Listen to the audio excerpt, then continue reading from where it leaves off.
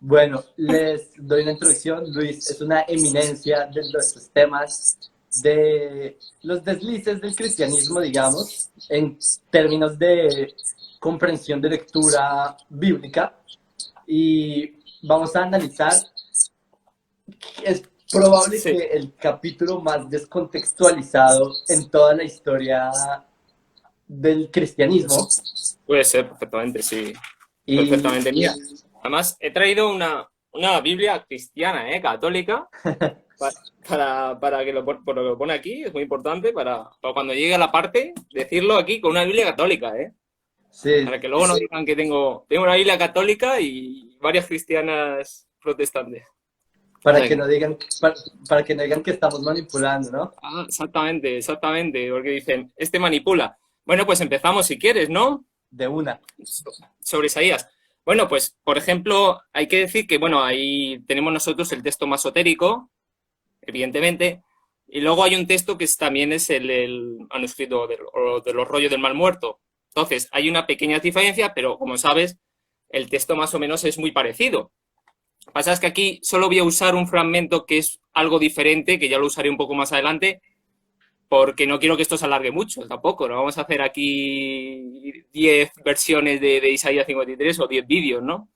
Entonces voy a coger el texto masotérico, pero hay que decir que el manuscrito del Mar Muerto es muy parecido y como sabemos en el Mar Muerto no hay capítulos, Isaías no tiene capítulos, es un rollo seguido, que también pasa, por ejemplo, en el griego koine, la gente no lo sabe, pero el griego koine no tiene comas, ni tampoco tiene signos de exclamación. Por eso algunas veces dicen lo de las comas y tal, la atención, pero no aparecen. Eso es interpretación del que él traduce.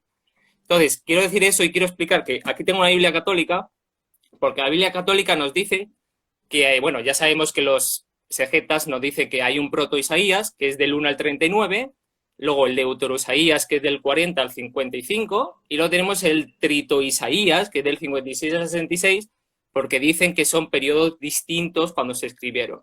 Entonces, del 40 al 55, que es la parte que nos interesa, dicen que hay 4 cánticos del siervo. Y durante los 3 primeros dicen que es Israel, ellos admiten que es Israel, pero ya durante el cuarto es Jesús.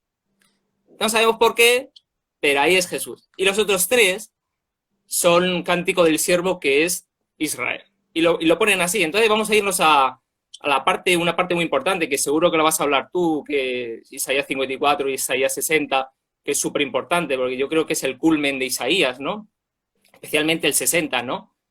Que muy, totalmente distinto con el cristianismo. Hay una parte muy, para mí muy importante, aparte de la promesa de Isaías 60, a mí me parece muy importante especificar que el Mesías que aparece en el Deutero Isaías no es un Mesías como el Mesías que tiene un concepto fariseo que aparece después o un concepto de Mesías que cumple todas las profecías, sino que es con un objetivo en particular. Porque si vemos, por ejemplo, vamos a Isaías 41, dice, ¿quién es el justo de Oriente? Que es Cores, es Ciro. Luego Isaías 44, 28 nos dice que es el pastor de Israel. Y en el 45.1, porque las Biblias cristianas manipulan los textos, dicen el ungido, para no decir Mesías, pero dice Isaías que Ciro el Grande Mesías es Elohim. Mesías, es Mesías, Y es no solo Masías. Mesías, Mesías de Dios. Exactamente. Mesías Elohim, dice. Y sin ser del pueblo, sin ser del pueblo de Israel, porque es una persona externa. Y eso no lo cuando habla algo de Jesús es Mesías, pero cuando habla otra cosa, ponen ungido, como para algo menor, ¿no? Es como en Daniel 9 que dice, no, es un Mesías, pero flojito. Luego está el Mesías verdadero, el Claro, Mesías, no y Mesías. también entra el juego de las mayúsculas, como Exacto. Mesías con mayúscula o como el Hijo con mayúscula, ya para darle un carácter de, como un subjetivo, un subconsciente al lector.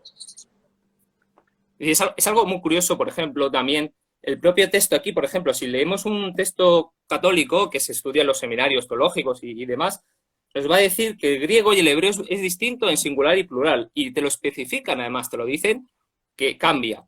Y es algo que me parece muy curioso, porque en Isaías 53 quieren hacer ver que el siervo es Jesús, pero si, por ejemplo, nos vamos justo al siguiente, a Isaías 54, dice, termina el texto diciendo, esta es la herencia de los siervos del Eterno y su justificación viene de mí y declara el Eterno. O sea, esta es la herencia de los siervos, siervos en plural.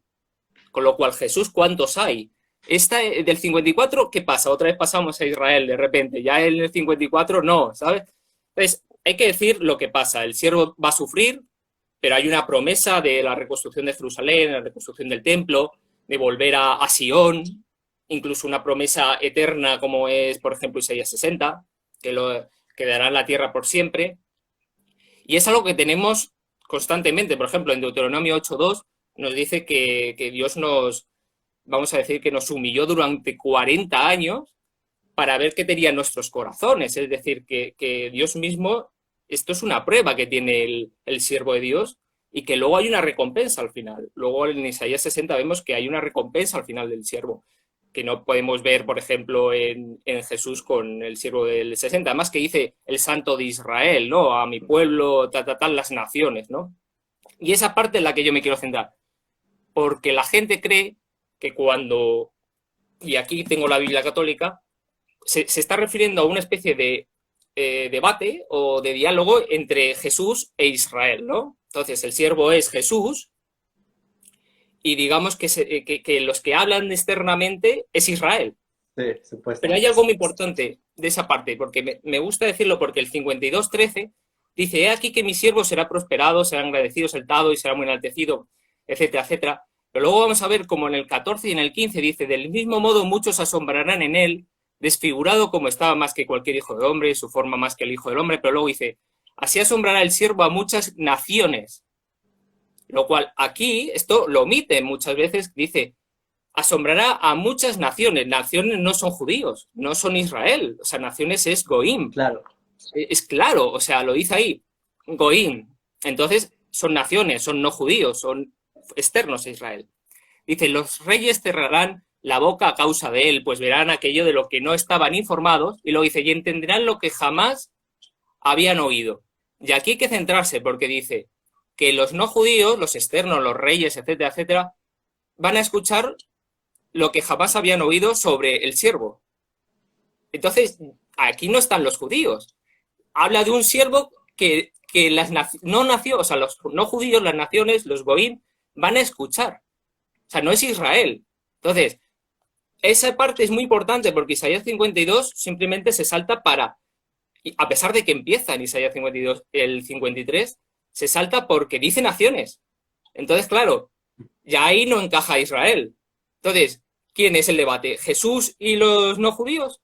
¿Son los no judíos los que le matan? Entonces, claro, ellos ya están llevándose a su terreno de una forma muy, muy vil, como por ejemplo, si tenemos aquí, agarramos un texto católico, vemos que nos dice, sobre el sentido de este canto, del cuarto, este poema parece dialogado tras un oráculo de Yahvé, los reyes de las naciones y luego quizás los gentiles toman la palabra y el poema concluye con un nuevo oráculo. Y luego sigue. Pero resulta difícil determinar con certeza cuándo cambia el interlocutor. O sea, te están admitiendo que los que hablan son los no judíos. O sea, que son los no judíos, las naciones, los gentiles. Aquí no está el pueblo de Israel. Es decir, entonces sería Jesús hablando a los no judíos. No, si fuera el siervo Jesús, no a Israel. Entonces, ya vemos que ya cambia todo totalmente. Esta es la parte, yo creo que más importante para entenderla. Y luego, obviamente, que el profeta durante toda esta parte va a decir que Israel es el siervo, en Isaías 41, 8, 9, 44, 1, 2, en el 45, 4, incluso justo después de hablar de Ciro, en el 48, 20, en el 49, 3, y luego implícitamente también. Pero esta parte me parece muy interesante, porque la gente siempre le dice, no, cumple Isaías 53, vete a Isaías 53, habla de los judíos y Jesús, pero esta parte la omiten, que son naciones. Las naciones no somos nosotros, no son Israel y no son los judíos. Eso es así. Y Israel como siervo no solamente lo tenemos en Isaías, por ejemplo, lo tenemos en Jeremías 30:10, que dice que volverá del cautiverio. Es decir, es algo que se repite en muchas partes. A mí me gusta ver esta parte que son las naciones, porque eliminas totalmente ese debate de Israel contra Jesús, o del pueblo judío contra Jesús, porque ya ahora son externos contra Jesús supuestamente, pero vamos a ver que es Israel. Entonces las que hablan son las naciones contra Israel. Pero, como vemos, ya vemos que son naciones, no son el pueblo de Israel hablando Jesús contra Israel, ¿no? Sería una especie de visión del propio Isaías contra su propio pueblo, ¿no? Y luego en el 54 decirte, y los siervos serán exaltados, enaltecidos, dice siervos en plural, pero no era un singular, no era Jesús, o sea, ¿y luego qué? ¿Y luego qué desaparece o qué? Esta parte es lo que nos está diciendo. Entonces, a mí me gusta ya centrarme en el 53.1, si ya vamos directamente a Isaías 53, que dice, Memin lismatenu shroa Hashem almi niglatá. Dice, aquí me parece algo muy importante porque dice, ¿quién creerá lo que hemos oído? Porque dice, lismatenu, nosotros, oído, nosotros. Ya no es ellos. Es decir, ya cambia el interlocutor. Aquí vemos al final, en el 15 dicen, y entenderán ellos, ajenos, ellos, lo que jamás habían oído. Y luego empieza el 53.1. ¿Quién creerá lo que hemos oído? Entonces, si en el 52.15 termina diciendo, ellos no van a creer lo que jamás han oído, y luego dice los otros, no creerán lo que nosotros hemos oído, son las naciones. Porque claro, ¿quién es el objetivo, el destinatario? No es Israel. El destinatario son las naciones, porque ellos mismos lo dicen, el siervo asombrará a las naciones. En ningún momento nos está diciendo que asombrará a Israel, y etcétera, etcétera, sino a las naciones. Es decir, es algo destinado externamente. Correcto. No Y en, a en nosotros, cuanto a ¿sabes? esto, vale recalcar que la numeración de los capítulos fue hecha por el cristianismo mismo.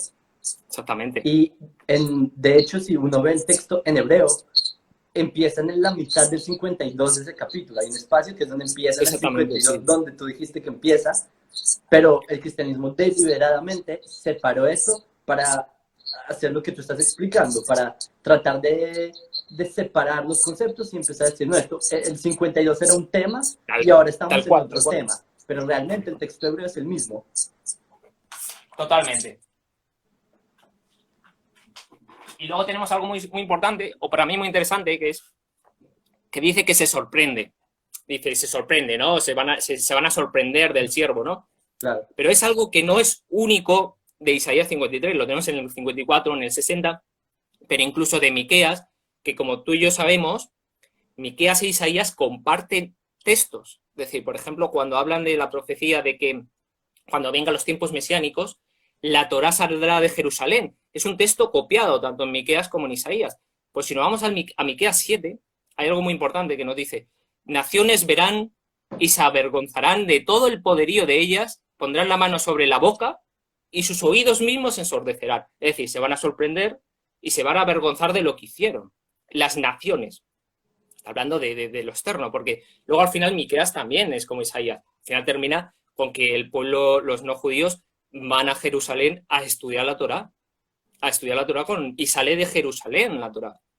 No como Jesús o Pablo que la elimina, sino que viene hacia nosotros, ¿no? Que dice Hebreos, queda abrogado la ley por ineficacia e invalidez, porque claro, Jesús viene de Judá y la Torá dice que eso viene de Aarón y de Levi. Entonces hay que cambiarlo, hay que modificarlo. Jesús viene de Melquisedec, no puede ser esto. Hay que modificar la Torá, queda eliminada, abrogada. Están ahí con sus interpretaciones en la cual la Torá fuera, ¿no? Claro. Y esa es una parte muy importante, que lo tenemos vinculado con otros profetas. No solamente es que el texto, no vamos al 53, sino que hay que hacer un análisis comparativo también, de cierto modo, ¿no? Con todos los textos. Sí, sí, totalmente. El análisis que es de cómo jugar con la traducción más bien y con la organización deliberada de los separar capítulos y llevar al lector como encaminarlo a una cierta narrativa y bueno, pero bueno, supongamos en verdad, y dime qué opinas tú, que en verdad el capítulo habla de Jesús, ¿en verdad habla de Jesús? Pero es imposible porque no lo puede cumplir. Vamos a ir viendo que es imposible que sea no solamente Jesús, sino que Sona. Porque hay gente, conozco, que son mesiánicos, nazarenos, van a agarrar parte del Talmud para decir, no, es que aquí habla del Mesías. Pero las partes en las que hablan del Mesías dice, ¿cuál será su nombre? Y debaten.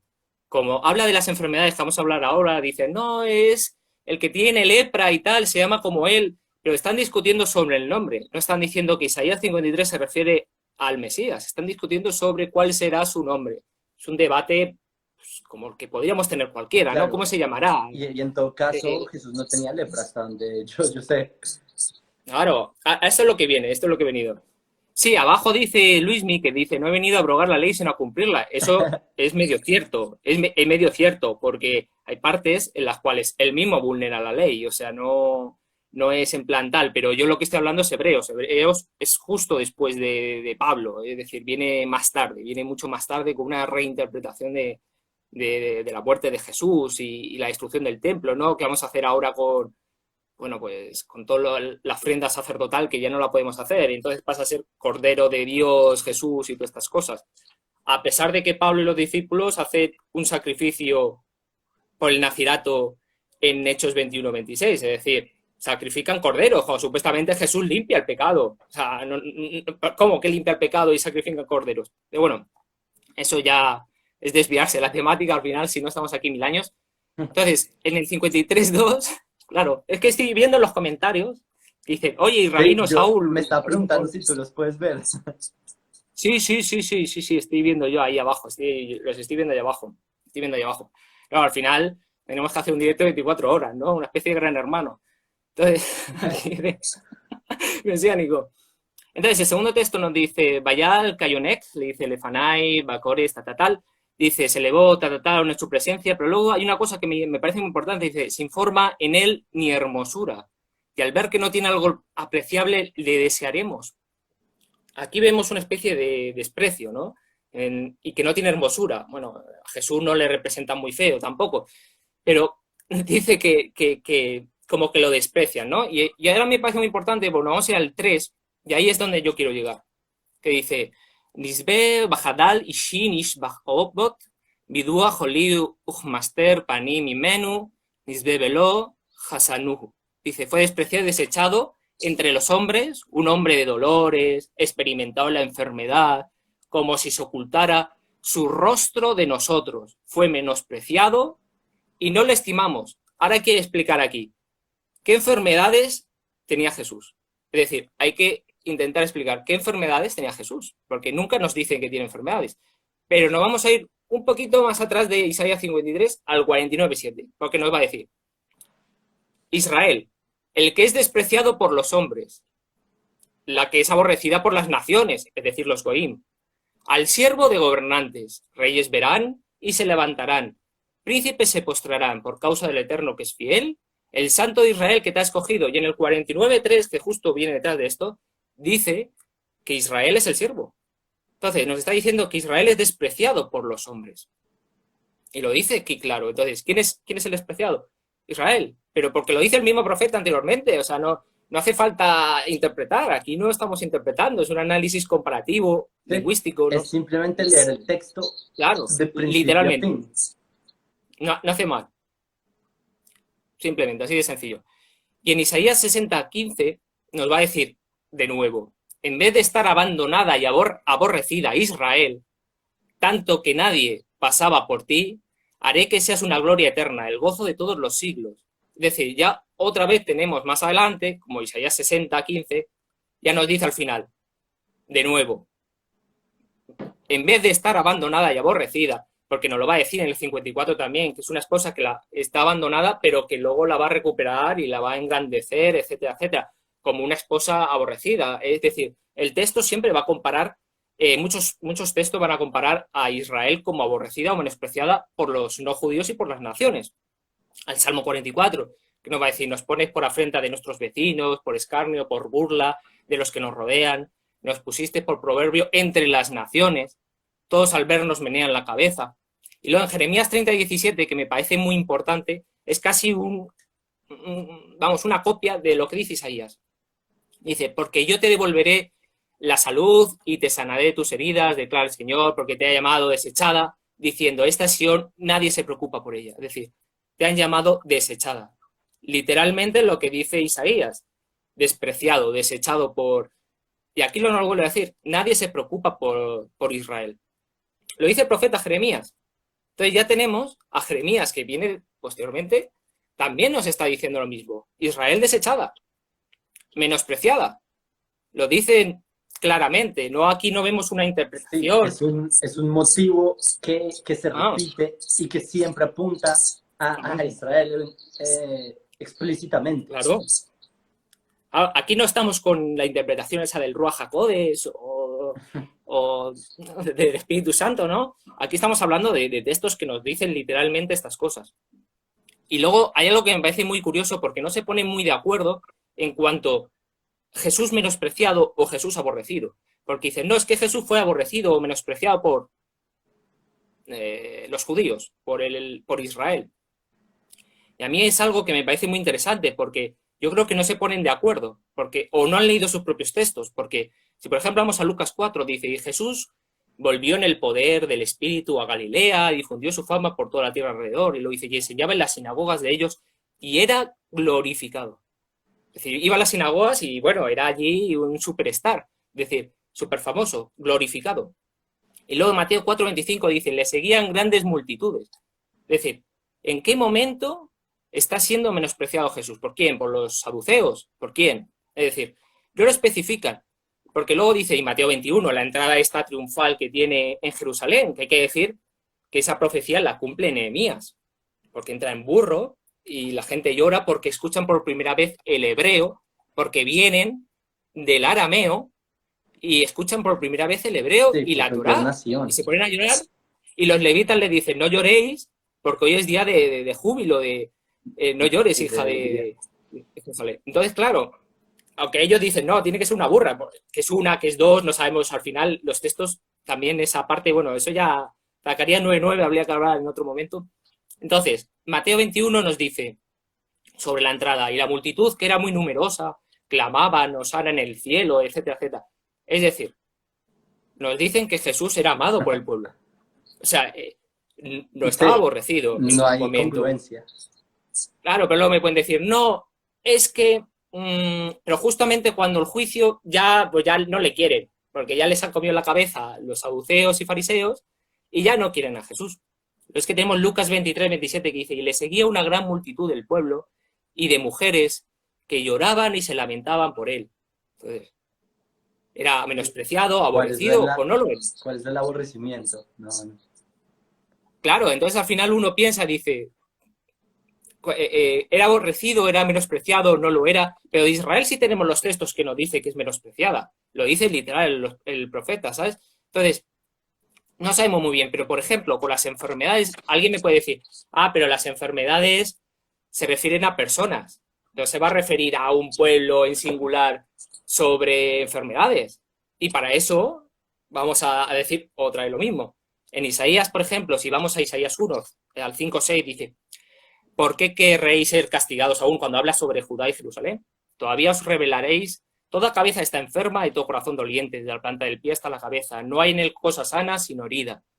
Hinchazón ni podrida llaga, no están curadas ni vendadas, ni suavizadas con aceite. Es decir, que ya se usa para Israel, para Judá, el concepto de enfermedad, en forma singular, porque no está hablando en plural. Y lo va a decir el profeta Jeremías de nuevo, porque va a decir, oíd la palabra que Dios ha hablado sobre vosotros, oh casa de Israel, en el 1 empieza, en el 10 de Jeremías, pero luego en el 19 nos dice, ay de mí por mi quebrantamiento, mi llaga es muy dolorosa, pero dije, ciertamente enfermedad mía es esta y debo sufrirla. Y en Jeremías otra vez, mucho más tarde, en el 30, nos dice, así habló el Dios de Israel diciendo, escríbete en un libro todas las palabras que yo te hablo. Dice en el 12, porque así ha dicho Dios, incurable es tu quebrantamiento y dolorosa tu llaga. No hay quien juzgue tu causa para sanarte, no hay para ti medicamentos eficaces. Es decir, ya tenemos esa comparación de que Israel tiene enfermedad. No se puede interpretar, evidentemente, que el pecado, el no sé qué, pero que se está diciendo de forma singular que tiene pecados, aunque sea una multitud de Israel, solamente de forma como un individuo, porque hay que decirlo, Israel, muchas veces los textos se refieren como individuo, no es, o sea, como Sí, sí, uno en solo, sentido ¿no? figurativo. No es como, por eso decimos que somos uno, ¿no? Y luego ya en el 4 a mí me parece algo muy interesante, especialmente porque nos dice, Ajen Jolayenu, Junasá, Umajo, Beinu, Shabala, Manajnu, Hasasnuhu, Nagua, Muke Elohim, Une. Dice, ciertamente cargaba llevando nuestras angustias, llevaba en tanto que nosotros lo considerábamos golpeado, herido por Dios y afligido. Y aquí sabes perfectamente que la Torá nos especifica que nos va a pasar de todo. O sea, bueno, o sea, y como el propio Deuteronomio 8, ¿no? Que dice que nos va a humillar y tal. Si Sí. vamos al 28:63, nos dice, y el Eterno como una vez se deleitó en hacerte próspero, se deleitará en hacerte perecer, en asolarte, serás arrancado de la tierra. En Bairra 26 dice, yo a su vez te haré esto, causaré desgracia sobre ti, el consumo, la fiebre, que hacen que los ojos se pongan de punta. Luego en Devarim 28, el Eterno te dirá el consumo, la fiebre, es decir, lo dice todo, ¿eh? Luego el 28, 60 y 61, que él traerá sobre ti en las enfermedades de Egipto, traerá sobre ti todas las enfermedades, incluso aquellas que no están escritas, todas. O sea, nos lo dice así, tal cual. Sí, así está, Decir, está textualmente. claro, es un concepto que, como vemos, ya viene de lejos. No es algo así específico, porque yo creo que los cristianos lo que les hacen es, Isaías 53 encaja como nosotros creemos que encaje con Jesús, también manipulando los textos, porque en el 53 uno no va a poner, nadie creerá lo que hemos oído, sino, ¿quién creerá nuestro mensaje o nuestro anuncio? Así Es lo decir, traducen. claro, dicen que crear nuestro anuncio o nuestro mensaje, para que nadie pueda relacionar el 15 con el 1, el 52:15 con el 1, porque dice, no crean lo que van a oír, y luego dice abajo, no crean lo que hemos oído.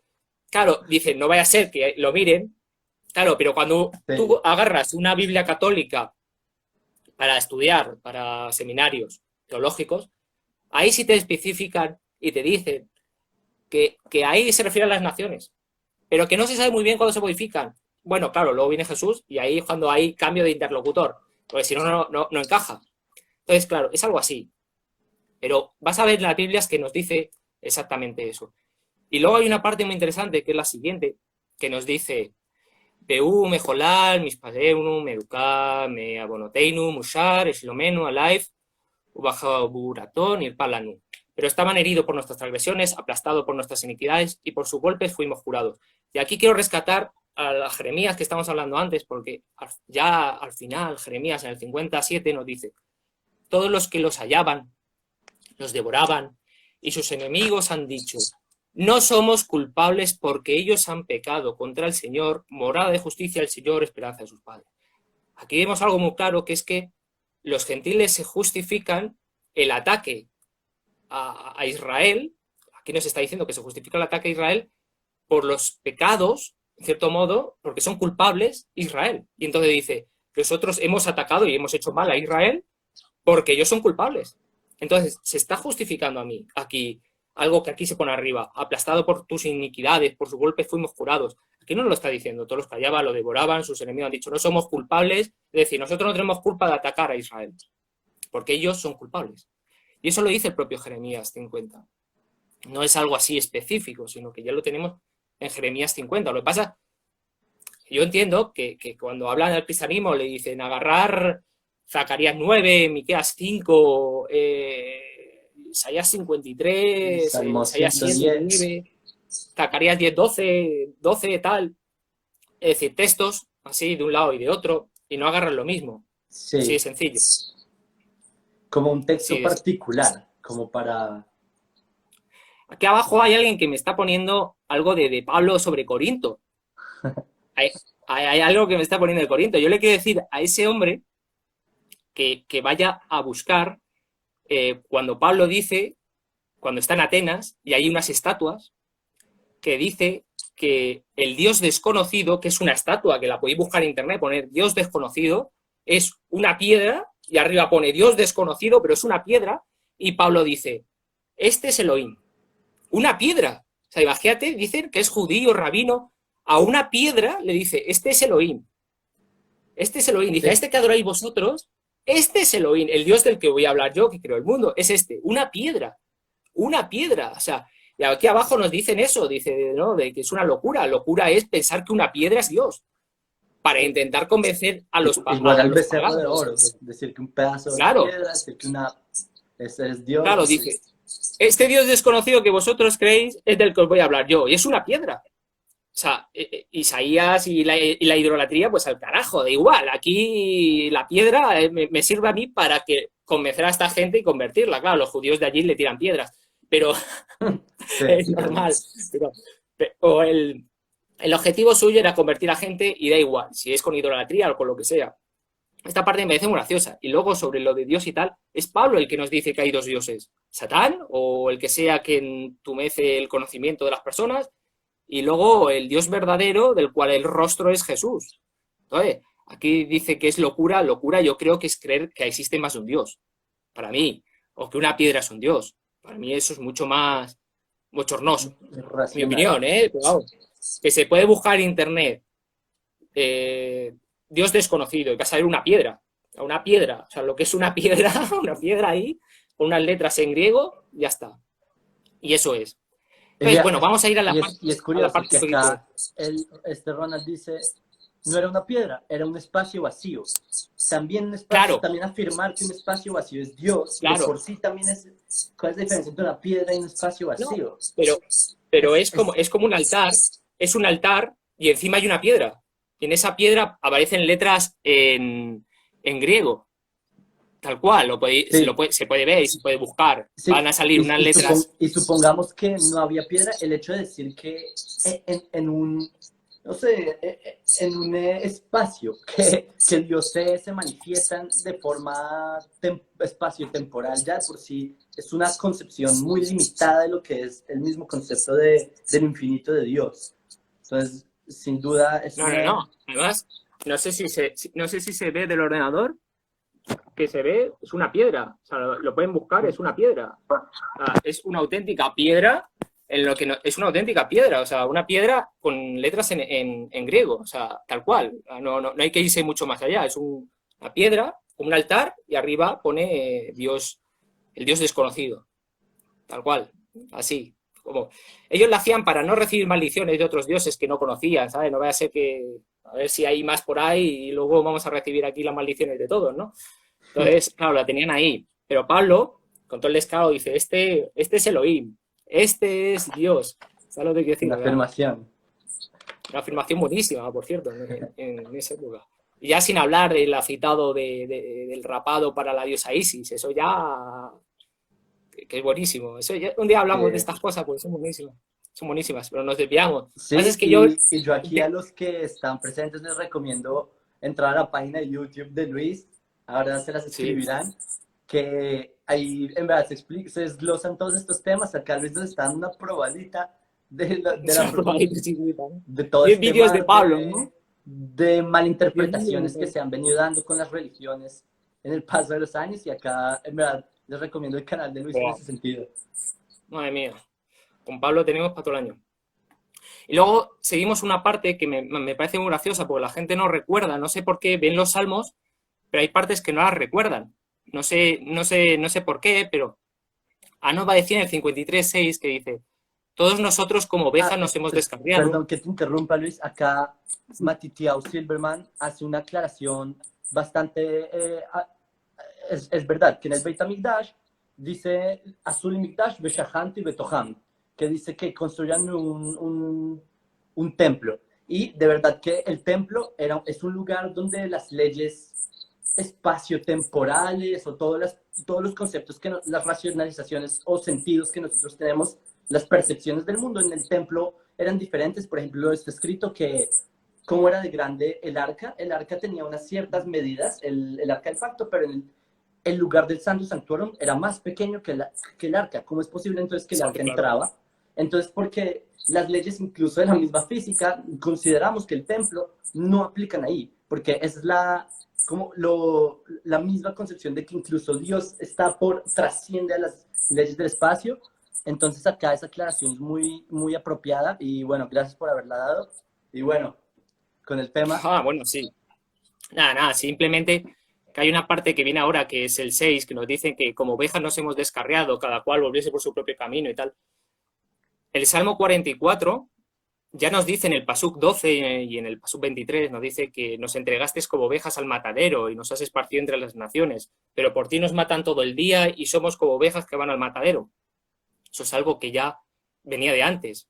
Lo que pasa es que la gente cristiana, aunque a pesar de que lee estos salmos, se olvidan de estas cosas, se olvidan de que dice esto, sino que a Jesús lo llevaron y ya está, el matadero y punto, pero que a nosotros no, o sea, que a nosotros nunca, ¿sabes lo que quiero decir? Y es algo que ya aparece Rey David en los salmos, es decir, bastante antiguo. Y no sé por qué, pero no lo piensan o no les llega. Y eso que yo sé que ellos leen los salmos, bastante. Pero esa parte se lo olvida. Predilectos. No, claro. Y luego en el 53.7 hay una parte que me parece a mí muy interesante también. Porque es sobre no hablar, ¿no? Que no abrió su boca, ¿no? Él no abrió su boca, ¿no? Dice, Nigas Beú, Nane, Velo, Iftach Pi, Kashe, Latebach, Yubal, Ujragel, Ifnei, Kosheya, Nelama, Velo, Iftach Pi. Fue oprimido y fue afligido, pero no abrió su boca. Y como un cordero fue llevado al matadero, como ya dijimos del Salmo 44, y dice, y como oveja delante de sus trasquiladores, enmudeció. No abrió su boca. Y claro, es algo que ellos dicen, no, pero Jesús eso lo cumple, o sea, Jesús lo cumple. Entonces, vamos a irnos a la parte de Isaías 52, que es justo la anterior, que como ya he dicho, no se lee. No sé por qué, pero no se lee. Pero nos va a decir algo muy importante, porque dice, porque así dijo el Señor, mi pueblo descendió de Egipto en tiempo pasado para morar allá. Y el asirio lo cautivó sin razón alguna. Y ahora, ¿qué hago aquí? Dice Dios, ya que mi pueblo ha sido llevado injustamente. Y los que en él se enseñorean los hacen aullar, dice Dios, y continúan blasfemando mi nombre. Aquí nos dice que el pueblo de Israel ha sido llevado cautivo sin razón, injustamente, y que los hacen callar.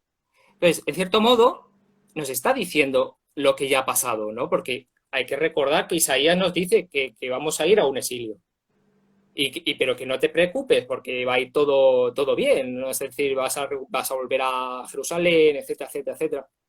Es más, el propio Zacarías pensaba que Zorobabel iba a ser el Mesías de verdad y habla de que va a venir una época maravillosa, luego, bueno, pues ya sabemos cómo acaba, pero es esa concepción, ¿no? De que ya Isaías nos dice qué va a pasar, pero aquí nos dice es cautivado y llevado sin razón, que es justamente lo que nos está diciendo aquí, que no abrió su boca, es porque se lo llevaron, es decir, Asiria nos hizo esclavos, que es algo que la gente no recuerda, se le olvida totalmente, ¿no? Y es algo muy, muy importante, pero si nos vamos a los textos cristianos, el famoso arameo de Yeshua, ¿no? Que nos dice, cerca de la hora novena, Jesús clamó a gran voz diciendo, Elí, Elí, lama sabachthani, que significa Dios mío, ¿no? Elohim Sheli, ¿no? Dios mío, ¿por qué me has desamparado, no? Aquí lo dice, no abrió su boca y aquí abrió su boca. Es decir, me parece algo muy curioso porque dice, no abrió su boca, aquí abrió su boca. Pero es que en Juan 18 también abre su boca porque dice, si he hablado mal, da testimonio de lo que he hablado mal. Esa típica conversación que tiene con Pilatos, que tiene una conversación con Pilatos, que dice, da testimonio de lo que he hablado mal, pues hablé bien porque me pegas. Y lo dice, mi reino no es de este mundo, si mi reino fuera de este mundo. Es decir, Jesús habla, no es llevado y mudo. Incluso si nos vamos ya a Isaías 42 y cogemos el siervo, dice que no alzará la voz, y Jesús la alzó la voz continuamente, o sea, la alzó a todo el mundo, o sea, a los comerciantes, a los saduceos, a los fariseos, a Herodes la llama zorra en Lucas 13, 31, le dice, te van a matar, te quieren matar, huye porque te quiere matar Herodes, y dice, la llama zorra como prostituta, ¿no? A Herodes, o sea, no deja a nadie vivo. Jesús no deja a nadie vivo. Insulta a todo el mundo y habla alto a todo el mundo y grita y demás. Pero bueno, luego viene algo muy, muy bueno, que es una parte que a mí me interesa especialmente. Isaías 53, la parte primera es la de los gentiles y las naciones. Esta es una de las partes más interesantes junto a lo de mi pueblo oprimido, que es el 53.8. Hay algo que me parece muy interesante y es la parte del final. Porque dice, me eres Jaín, Nishpesha, Amig, Nega, Lamó. El Lamó, ese final, es importante porque nos está diciendo ellos. O sea, un plural. La tradición de mi pueblo fueron ellos heridos. Claro, está hablando del pueblo, fueron ellos heridos. Y es algo muy importante porque muchas veces lo traducen aquí en Isaías 53 en singular. Fue él herido. No, ellos. El Lamó. Y tú dices, claro, el Lamó, que es ellos, dices tú. Lo han traducido de forma singular. Y claro, uno dice, voy a ver si cuando aparece otro Lamó aquí en plural, claro, a ver si se refiere o no. Además, dice Jaim, es decir, hay plurales en el texto. ¿Por qué de repente ponen un singular? O sea, yo creo que cualquier persona que sabe un hebreo básico sabe que cuando termina IM es un plural. O sea, moré, Wow, morim, sabemos Luis, que es un plural. o sea, yo sabía que el cristianismo en general tiene una metodología de cómo manipular, como tú decías, si hay dos palabras Claro, iguales esto en hebreo, en el método talmúdico se llama gezerah shavah, que es que dos palabras aprendemos una cosa porque la otra palabra se escribe igual, y en el cristianismo buscan sinónimos para tratar de desconectar la relación. Pero lo que tú dices es de algo que muy bueno. está explícitamente en plural, está en plural, y Claro, ponerla exactamente. y ponerlo en singular Claro, ya dice, es fue el el límite de la herido. manipulación. Claro, dice el herido, pero claro, el plural ellos, que hay varios Jesuses. ¿Cuántos Jesuses hay? ¿Es la Trinidad o qué? ¿Están hiriendo a Dios o cómo va esto? Entonces, claro, ellos dicen él, o en singular, no van a decir ellos en plural. Y entonces digo, bueno, vamos a agarrar un salmo y cualquier persona hoy puede ahora mismo buscar una Biblia paralela en Google y a buscar Salmo 99:7, que dice, ellos guardaron sus testimonios y el estatuto que he dado a ellos. Ahí la mo, que es la última palabra, ahí sí es ellos. Ahí sí, habiendo un plural, sí dicen ellos. ¿Por qué ahí no dicen él? Porque les concuerda con lo que quieren decir en Isaías 53. Es evidente, porque la misma palabra con un plural detrás, justamente, en un lado es ellos y en otro lado es él. Es decir, vemos una manipulación bastante clara, estilo testigos de Jehová, que agarran Juan 1 y dice que Jehová era un Dios con mayúscula y Jesús era un Dios. No era Dios, sino un Dios, uno separado, uno menor, además con minúscula, ¿no? Como que hay varios dioses, porque ellos son enoteístas, creen que hay que adorar a Jehová, pero que Moisés es un Dios, Jesús es un Dios, es decir, Moisés es un Dios, ojo, porque como le dice que serás como Elohim delante del faraón, pues dicen, es un Dios. Ah, Moisés es Dios. Es un Dios al que no hay que adorar, pero es un Dios. Y eso es algo Impresionante. muy gracioso. Y aquí quiero especificar que dije al principio que iba a agarrar el texto en Qur'án. En Qur'án dice, de la detención y el juicio se lo llevaron y quién de ellos puede siquiera pensar en sus descendientes. Como si Jesús tuviera descendientes, hijos. Dice, descendientes de ellos. Además, ellos también usan la mo. Dicen ellos, ¿quién de ellos puede siquiera pensar en sus descendientes? ¿No? Ellos también van a usar el plural. Y aquí me parece muy interesante porque Jesús no tiene descendientes. Y ahora vamos a ir un poco más para adelante, porque claro, aquí me va a gustar porque ellos dicen que, claro, en Hebreos y demás, y Hechos y tal, fuimos hechos hijos de Dios, ¿no? Entonces, claro, Jesús tiene hijos porque creen en él, claro, pero vamos a irnos a la parte bastante importante. Luego, ahora vamos al 53:9 que nos dice que también hay un plural, porque aquí vemos que nos dice y con los ricos en sus muertes, pero ellos dicen que con los ricos y ya, fin, la sepultura con los ricos, pero no dicen sus muertes, se saltan esa Omiten parte la del texto, palabra. Wow. claro. Y luego dice la parte segunda, que me parece muy interesante, dice, aunque no hizo violencia, ni hubo engaño en su boca, que es algo que Jesús no haga violencia, es un poco curioso, porque, por ejemplo, si vamos a leer Mateo 21:12, nos dice, entró Jesús en el templo y echó fuera a todos los que vendían y compraban en el templo, volcó las mesas de los que estaban intercambiando y las sillas de los que vendían palomas. Pero aquí hay algo que no sabe la gente, y es que esta zona del templo es el patio de los gentiles. Eso no lo sabe la gente, esta zona es el patio de los gentiles. O sea, la gente no sabe que Jesús atacó a personas que estaban en el patio de los gentiles, es decir, donde había no judíos. O sea, es Wow. el patio de los Eso tiene gentiles. un término en hebreo que se dice Hilul Hashem. Claro, es algo que se salta. Y luego en Marcos 11 tenemos el mismo texto y tal. Pero luego, por ejemplo, en Mateo 10:34 tenemos el famoso no penséis que vine a traer paz de Isaías 2:4, sino que vine a traer espada, vine a traer conflicto, ¿no? Y luego dice en Lucas 12:51, penséis que he venido para traer la paz a la tierra, os digo que he traído enemistad. Con lo cual aquí vemos que sí hace violencia.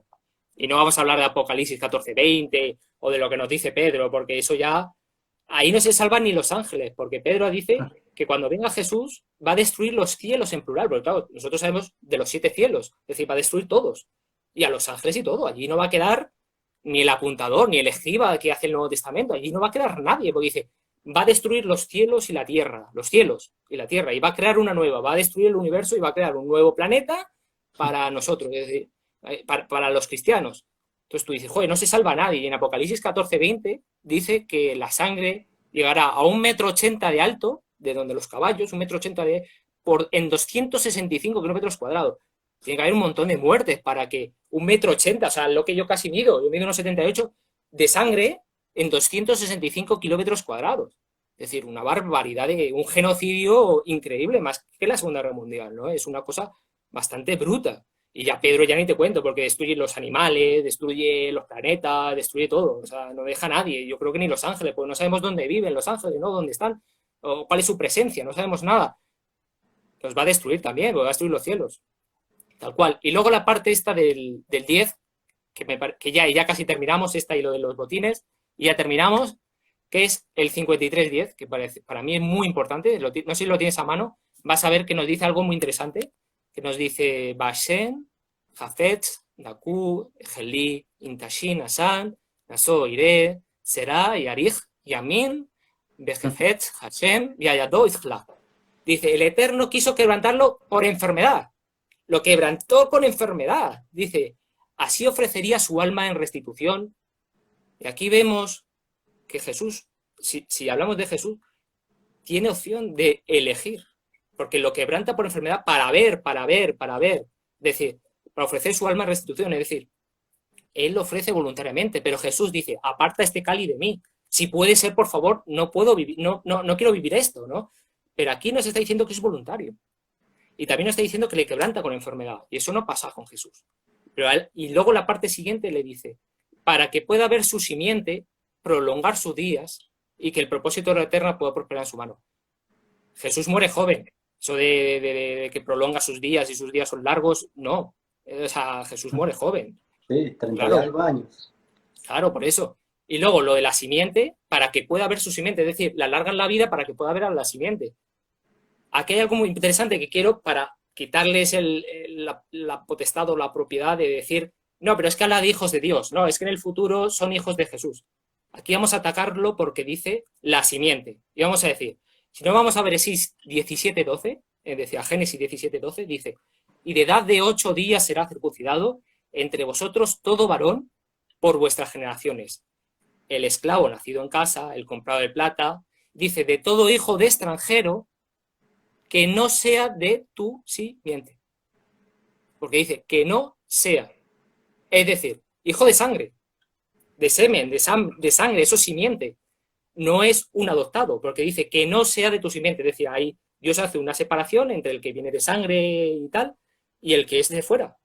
Sí, Por eso dice que no sea de tu simiente. Acá alguien hace un comentario muy apropiado que es, los invito a aprender hebreo porque es exactamente esto. Cuando uno lo lee en hebreo es claro como el agua.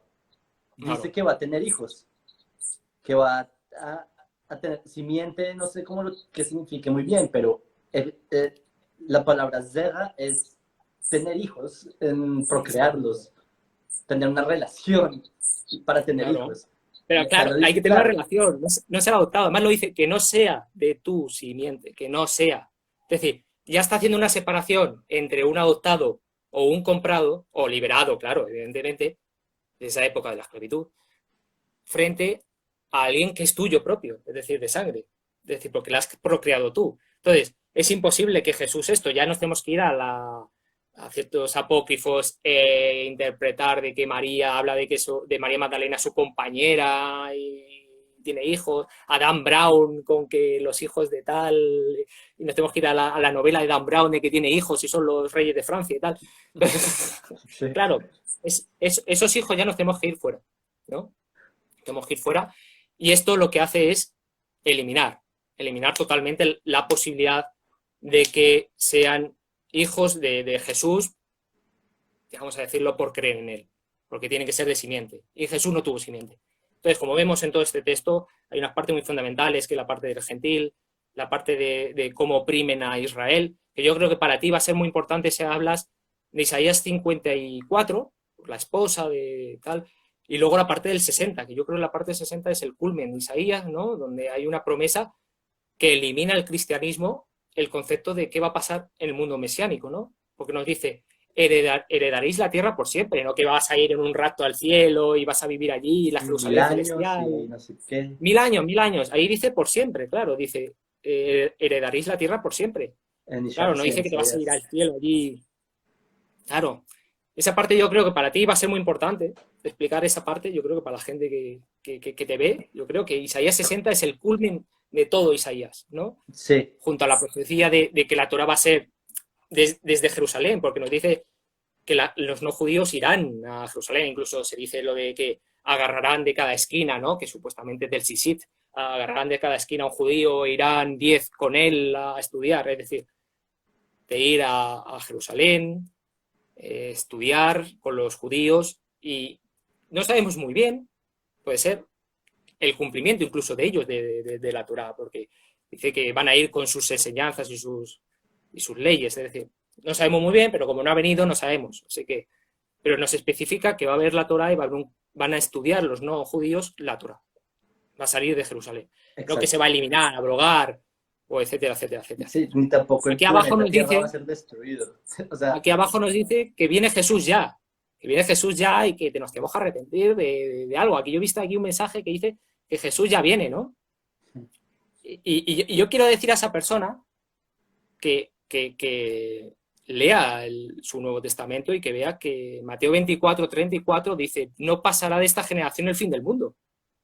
Es decir, que estamos en 2020, que yo no conozco a nadie vivo de esa época, me gustaría hablar con Hilel, ¿no? Porque digo, oye, hablamos, pero no está, ¿sabes lo que quiero decir? O sea, no hay nadie de esa época vivo. Y en Mateo 16, 20, vamos a decir 27-28, nos dice que algunos de sus discípulos no probarán la muerte hasta que venga él con el fin del mundo. Y están todos muertos. O sea, no hay nadie vivo de esa época. Entonces ya son dos profecías que no se han cumplido. Y Deuteronomio 18 nos dice que si una no se cumple, no es de Dios. No viene de Dios. Eso nos dice Deuteronomio 18. ¿Cómo sabéis si un profeta es verdadero? Pues si no se cumplen las profecías, no hay nada. Entonces, Dios es muy, muy, muy sencillo en ese sentido. Y aquí tenemos dos profecías falsas. Y Tesalonicenses de Pablo, 4, 13 y 17, también otra, que dice, los que quedemos entre nosotros vivos, iremos al cielo. Todos murieron y a él le cortaron la cabeza. Así que ninguno de ellos ascendió en vida al cielo, no así que muy mal, alcanzaron. así que todo falla. Así que ya tenemos tres profecías falsas. Y Apocalipsis que dice que en 42 meses a partir del octavo emperador romano vendrá Nerón Caésar, que es el 666, resucitado por Satán y traerá el fin del mundo.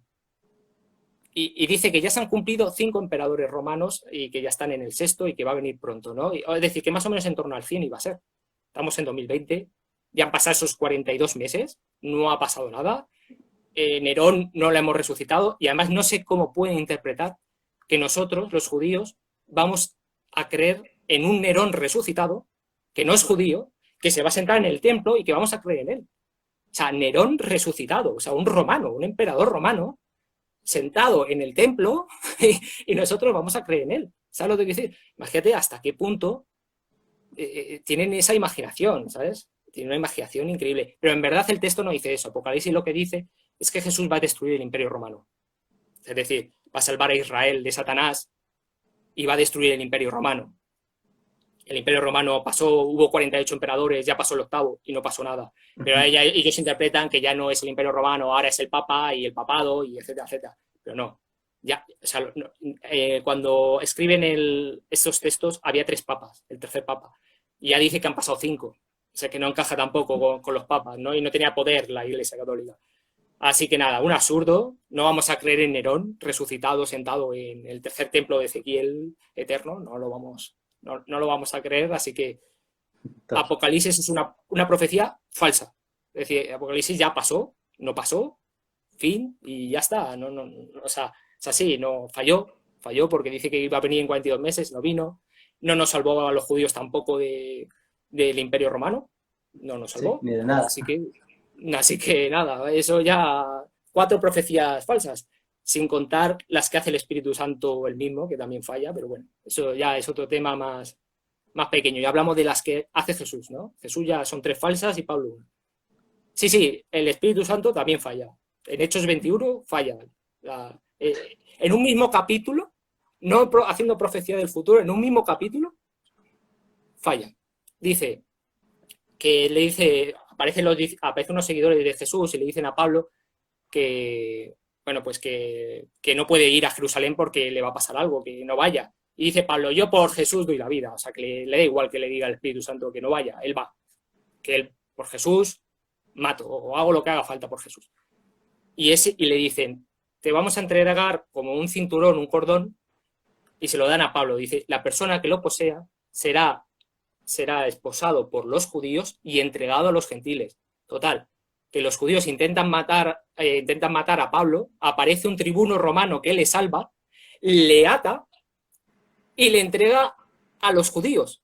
O sea, totalmente al contrario de lo que él especifica. O sea, una inversión total del procedimiento. Es gentiles, supuestamente judíos lo atan y lo entregan a los gentiles, pues no, es un romano, le ata y le entrega a los judíos para que lo juzguen en el Sanedrín. O sea, imagínate, en un mismo capítulo, el Espíritu Santo falla.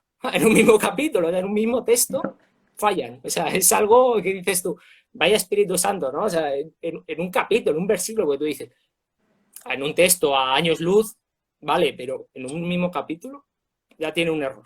Sí, y la verdad es que se va a cerrar este Instagram, como te sale el temporizador arriba. Así que bueno, sí, es que esto es muy largo, ya te lo dije, te lo avisé. Sí, Esto es muy podemos quedarnos hablando de un gran hermano, como tú dijiste, toda la vida de este tema. Ves. Y Luis... Pero por lo menos lo zanjamos. No hemos terminado, ya quedaría 53, hasta luego, fin, ya está. Sí, y ¿Ya? la verdad, hay infinito que hablar de este tema. La verdad, este live se va a acabar en 50 segundos. Yo voy a abrir uno nuevo para explicarles un poco de la visión judía, como que es Isaías 53 entonces.